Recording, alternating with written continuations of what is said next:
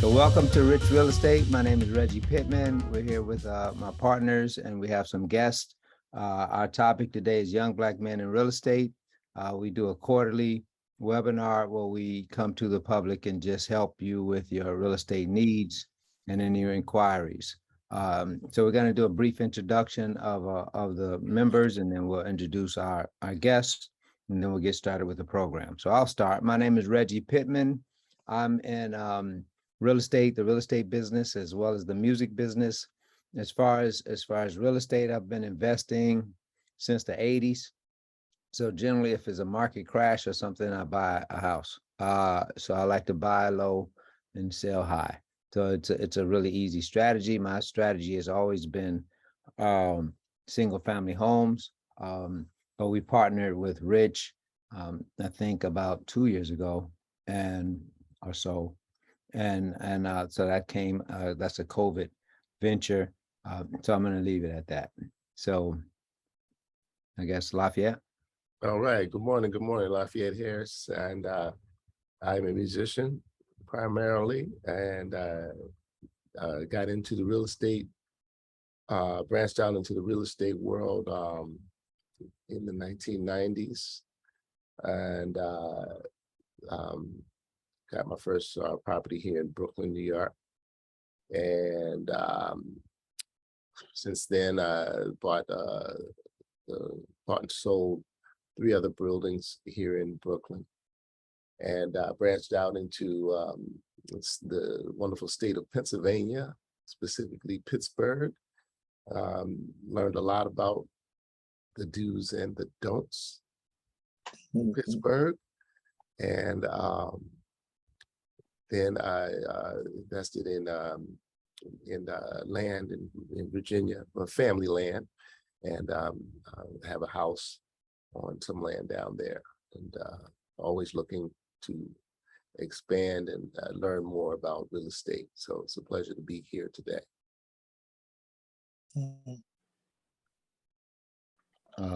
Reg, you just lit up, so you got it. Okay. Good morning, everybody. My name is Reggie Woods, and I am also a musician, part-time real estate investor. I've been investing in real estate since the 90s. I think I bought my first 2-family home in 91. And since then moved on to do multiple dwellings, up to 4 family. And I'm in it for the long term, the long haul. So trying to build equity and generational wealth. I'm good. All right, thanks, Reg. James? Good morning. My name is James Brown. I'm a CPA by day, also dabble a little bit in real estate. I have an apartment I own in Fort Lee, New Jersey. I also have a couple properties in Mississippi, which are not residential. Also own some property in Texas. And through my work as an accountant, I have many clients with varying degrees of real estate holdings. I have one client who may at any time hold like 50 to 70 properties. You know, it's constantly changing because he's selling, buying. But yeah, I think probably last year, I think he maxed out at about 70 properties. So I'm quite familiar with some of the benefits as well as the pitfalls of real estate ownership. I think Jamel's on now, Rich. Yeah. Jamel, you want to introduce yourself, please, sir? Good to see you. Good morning. Hello, my name is Jamel Thompson. I am a commercial banker professionally. I've been in banking for over 15 years. And thank you for taking the opportunity to listen into this presentation about young Black men in real estate. And hopefully you get something from this webinar. Thank you. Mhm. Thanks, Jamel. So we have a few guests on. I'll start with my guests. We have Jacoby Ricard, and Jacoby and I were golfing with 100 Black Men, and we were talking real estate. So we're moving this conversation forward. I know he's been doing it for a while. And works at Mount Sinai. So Jacoby, if you could tell us a little bit about yourself, and then we'll continue. Thank you. In terms of the time frame, what, a minute, or what are you thinking? Just A minute. so real quick, I got into real estate basically out of just trying, working as a civil servant. Degree is architecture. Moved to New York in '04. From that, bought a condo. Realized that, hey, buying a condo, you don't get a lot of protection from that. I bought it right before the recession, 2007. Right away, this doesn't make sense. I need to subsidize my living. Then moved into trying to get a building in Brooklyn, or just a building in general. Wind up getting one in Brooklyn. That was a 3-family. I occupied that. Then later on, got a 2-family to occupy, and now I'm in a single family in Jersey. So 3 total properties. 6 doors, 10 tenants. Been doing it since 2007. At a point where I need to scale up, so I met Mr. Pittman, and I'm like, okay, it's time to make the next move in terms of working in joint ventures.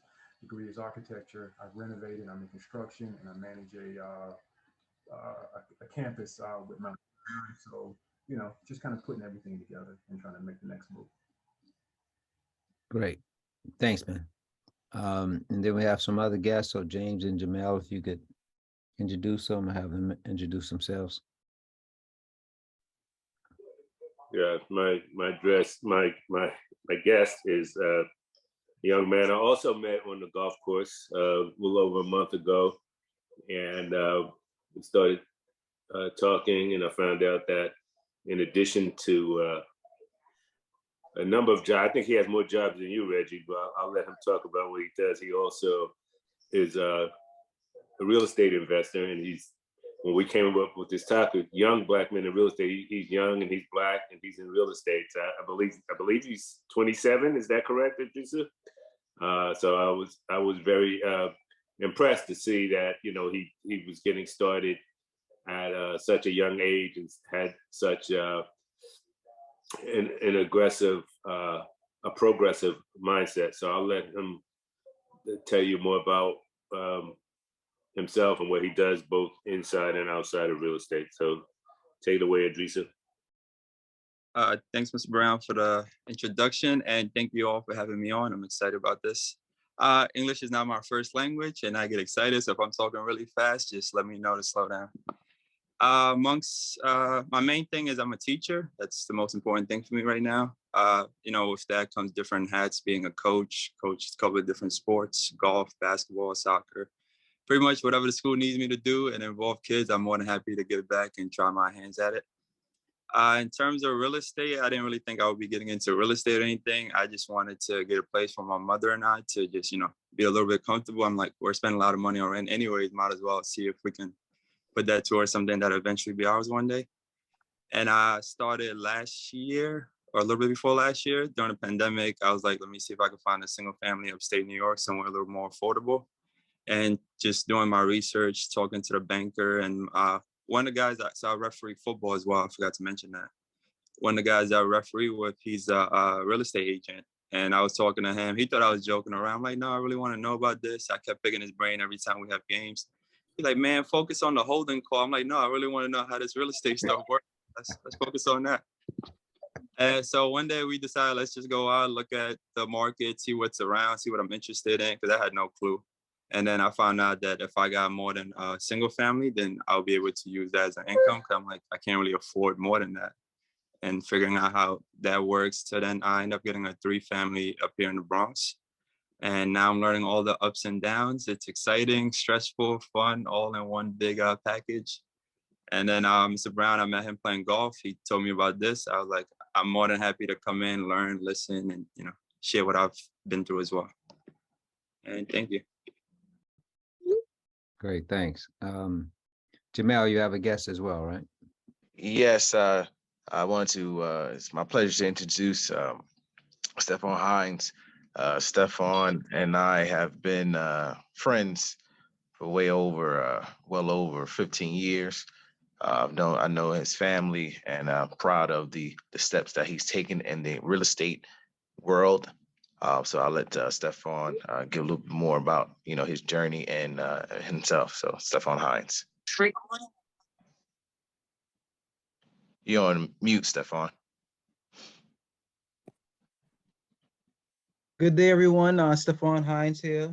Thanks, Jamel, for inviting me to this workshop today.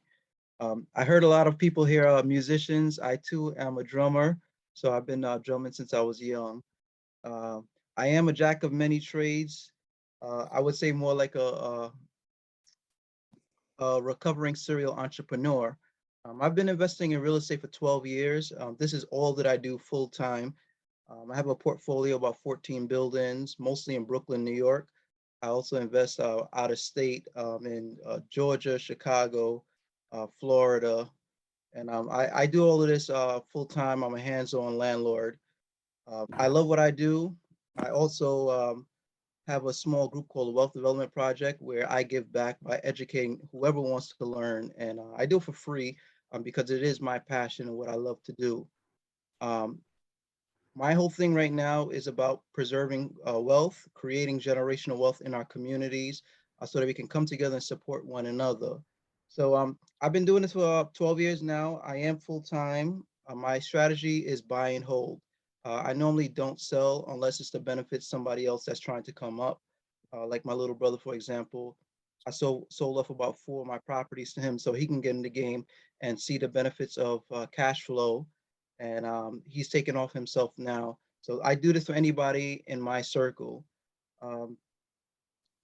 I was actually just trying to fix a water tank. I was just fixing a water tank a second ago. I was afraid I was gonna miss this call, but I made sure that I was here because Jamel has actually supported me a lot in financing a couple of my commercial deals. And I wanna make sure we maintain that relationship. So I'm definitely here to answer any questions anyone may have. But I can say that this business is doing great for me. It has changed my life, everything about it, even all the people inside of my life.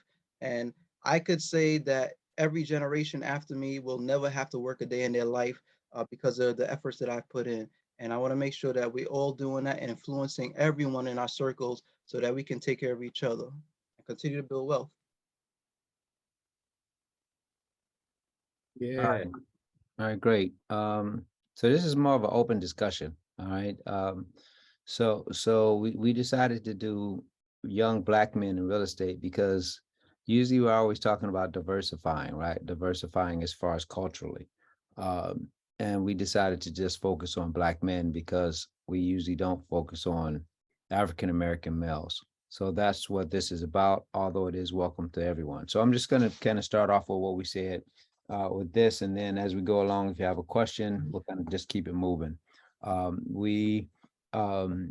So short and long-term strategies is what we have here. My strategy was always to buy a single family. I'd hold it for 10 years, I'd rent it out, and then I would sell it. So it was a very simple strategy. I used the equity in the homes that I would buy and then sell them. All right, so it was very simple. I'm a musician as well, so I'm a trumpet player. So what happened was I'm with all these musicians and we're doing all the same thing. So we said, well, why don't we do it together so we can just get bigger projects? So that's what we're doing. We have a lot of help and we're just moving it forward. So it's work, but it's definitely worth it. So short-term and long-term strategy. So if anybody wants to tell us their short-term and long-term strategies, and if we have any suggestions, we'll go from there. I'll just say a little bit, that my short-term strategy, I usually concentrate on long-term strategy, but I did have a few buildings that I only owned for a few years, like 3 years. So I consider that, kind of short-term. I guess that when I first bought the building, I was looking to do it long-term, but I saw I had a feeling that the market was about to change, and that it would be better for me at the time to get out of that one house. There's a house I bought in 2003 in Brooklyn. I did a lot of renovations on it, and once I started seeing that it was going to take a lot more for me to put into it to make it the long-term strategy that I really wanted, I decided to put it on the market, and I put it on the market around 2005. And I noticed that the market was different in that it took longer to sell things, whereas in around 2002, 2003, people were snapping things up left and right, especially here in Brooklyn. And so I said, something's going on with the market. I don't know what. And so I finally got a buyer in late 2006. And at that time, those loans that they were pushing, I got a before I sold it, I refinanced it with Countrywide. You guys remember Countrywide? Mm-hmm. So for the people who've been in for a while, they're the kind of loans that were going around at that time. And I got that different loan, knowing that I'm going to get rid of this building, I'm going to sell, and so I know that the interest rate is about to change, and it worked out for me. And then, lo and behold, the market did change. I didn't know what it was going to change to, but it felt funny. So, yeah.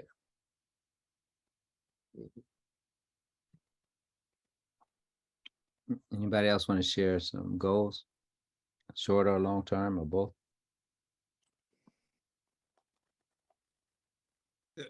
I'll go ahead and introduce myself.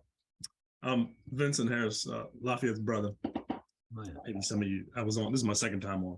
Yeah. So, I'm an engineer by training, and I moved from being doing projects and service to sales a decade or so ago.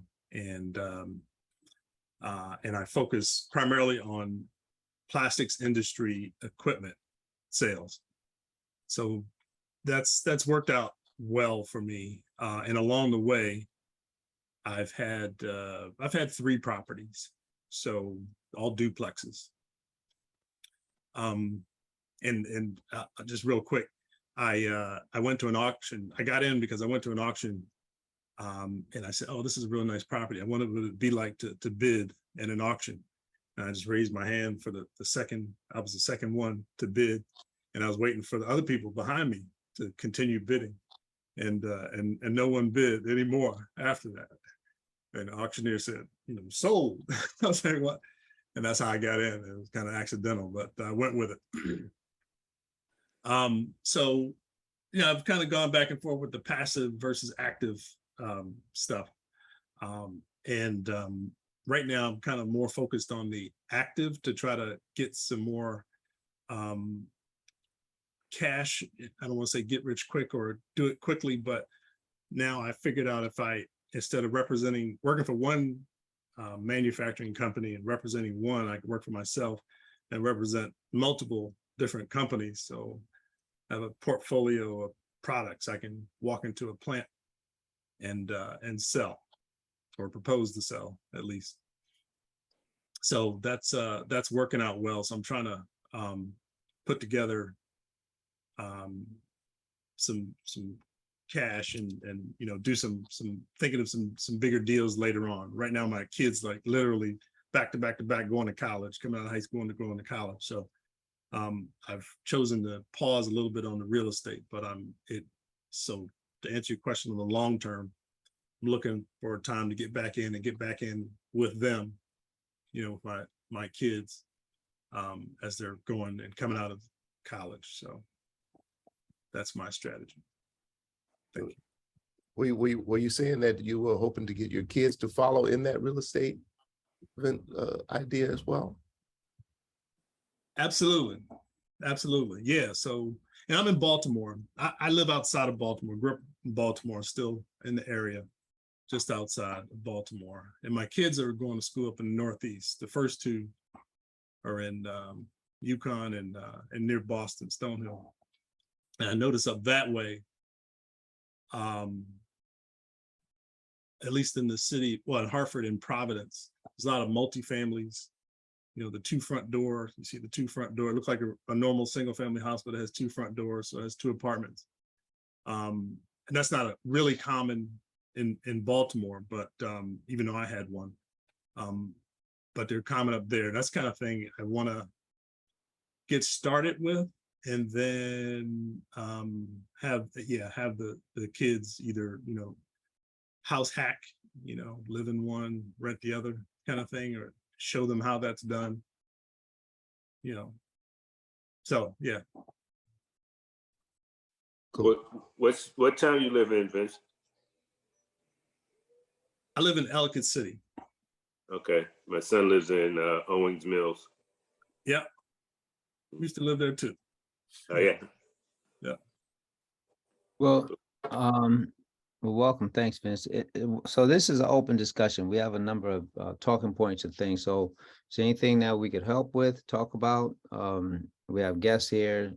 So if there's anything that you want to ask Rich Real Estate, it's the five of us, or it could be an open discussion. So let's just discuss. Well, I wanted to jump in and ask the guests. And again, thank you to the three guests that joined us today. What was the process in getting your first property, multifamily property, I should say, more than 4 families if you have one? And I just wanted to know what the process was, and you know, how has that getting your first one affected you know, your journey now, if you as you're continuing to you know, build your portfolios. So for me, my first was conventional mortgage, I guess a condo, but I don't count that. But the multifamily was a 3-family. I simply did FHA. At that point, I was a civil servant making, I don't know, 60, no, maybe 80 a year. At that point, I'm thinking a house might have been, you know what the numbers were for Central Brooklyn in 2008, 2009. So I basically qualified with 2 apartments, and it was pretty seamless. At that point, I had been trying to purchase for maybe 6 months to a year. So my paperwork was pretty clean. And I'll say I'm an organized person. I had W-2s, had taxes. I had actually been denied mortgage applications because at that point, it wasn't about my qualifications. It was more so about the value of the home, because a lot of homes were selling for, I don't know, let's say if it's selling for 5, but the appraisal will come back where it's like, I don't know, 470. And so I was like, I'm not going to make up the difference as the market is swinging down. I didn't know that it would come back, but I just didn't want to do that. But transitioning into certain houses with the 3-family, I went from a conventional bank to a mortgage broker, and then the deal went right through. In terms of how I look at financing now, it's more based on my financial situation. My income is better. I have, I'm going to say, more doors. So it's really about, you know, kind of realigning my tax strategy to look for, you know, other deals. I think what they call is maybe some portfolio loans based on all of my doors is where I'm going to lead to. But I just need, once I finish out taxes, some things I'm doing with my taxes, then I'll start looking. But if I may, I just want to, there's a lot of terms being thrown out. So if you're new to real estate, there's different types of loans, right? The conventional loan, you go to the bank, they give you a loan for the house. You have an FHA loan, which is a Federal Housing Authority Association, and they'll give you a loan, and it's usually a low interest loan, and you have to meet certain qualifications. Then there's also a VA loan. So a VA loan is Veterans Administration. So if you were in the military, they'll give you a certain loan. And then there's a USDA loan, which a lot of people don't know about, but then that's for agriculture. So if you buy a property and you have like horses or chickens or a farm or in part of your portfolio is that you're selling some type of agriculture. From the Department of Agriculture will give you, they'll either give you some money or they'll give you a lower loan. So those are 4 types of loans. One other thing I want to just say, Jacoby mentioned a condo. So you have a condo, you have a co-op, and you have a townhouse. So I'm a realtor, right? So I became a realtor after I bought properties, and I realized that I knew more about real estate than most of the realtors. So I said I might as well just get a real estate license. So I came through the back way. So a co-op, a cooperative is when you own shares in the unit. So if it's for simplicity, if it's 10 units, you own 1/10 of the shares of that unit, and you actually don't own the place, you just own the shares. So it's really kind of like stocks more so. And I'm not a lawyer, so this is a realtor explanation. So you own the shares, and then when you sell it, you sell the shares, and generally you make money depending on, you know, how much you bought it for and how much you sell it for. A condo, you own the walls and you own the unit itself. But the other parts are relatively shared, but you own that piece of the property, you own the walls in that part.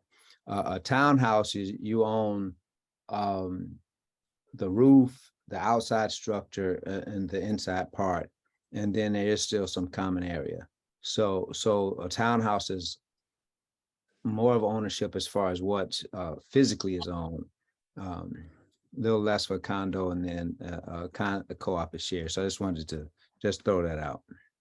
So if anybody asks, that's a very common question that I get. Which should I buy? And it's no simple answer. It really depends on your needs. So if I could jump in here, basically my approach was networking is the most important thing. I mean, not the most, it's the biggest thing that I learned throughout my short period of time. And I was fortunate enough to have somebody who was into real estate. So I like, listen, I'm brand new. I don't know any of this. And kind of what Reggie just said, he gave a breakdown of what a townhouse is, what's a condo, what's a co-op, what's a regular house. So I'm like, all right, I don't think co-op is something I want to do, because he's like, there's so many restrictions and this and that, and you can't, it's not freely for you to move around in. And then he started giving a breakdown of a condo. And then I'm like, all right. And then we talked about the homes. And then from him, he connected me to a banker, and then they were explaining how, you know, maybe instead of getting one, you could get more than one. Instead of getting a single family, you get a multi-family. And as a young individual, that might be beneficial. So I started trying to weigh the pros and cons, and that sent me in the direction that I eventually ended up going in. And then from there, it was pretty, not easy, but it was pretty simple. I just followed my real estate agent in terms of the area that we think I should try to look into, and then start dialing down what kind of homes I'm interested in. And then I was talking to you. I didn't know that you had a... Angela, you have to mute, okay? Go ahead, Idrissa. Yes, sir. So then from there, we found a couple of places we looked at. The only hurdles I've met were either, you know, somebody was putting down a cash offer and I was using FHA because I was like, that's the best move for me as a first-time homeowner and, you know, not having too much money right now. So then I'm like, all right, I'm getting outbid there. And then during this time, this is around the COVID time. So everything was selling and everybody was trying to move out and all this stuff. So then I kept trying the best I can and we kept looking around. Then other places, you know, I was dealing with the whole ageism kind of thing. I'm like, I don't know if the young guy's gonna be able to close. I mean, this is not directly from their mouth, but this is from me and my agent's summation of, you know, how things are going. And then we found one that I felt like was the right thing. And right when we walked out, I'm like, let's just submit an offer ASAP and see what happens. And thankfully it landed. And then we went through the whole process of, you know, what we had to go from there. But my main message there was just the networking, having somebody who's in that field or could connect you to somebody if they don't know it and not just try to, you know, mess around and move you around places. That really helped me out a lot and made it so much easier.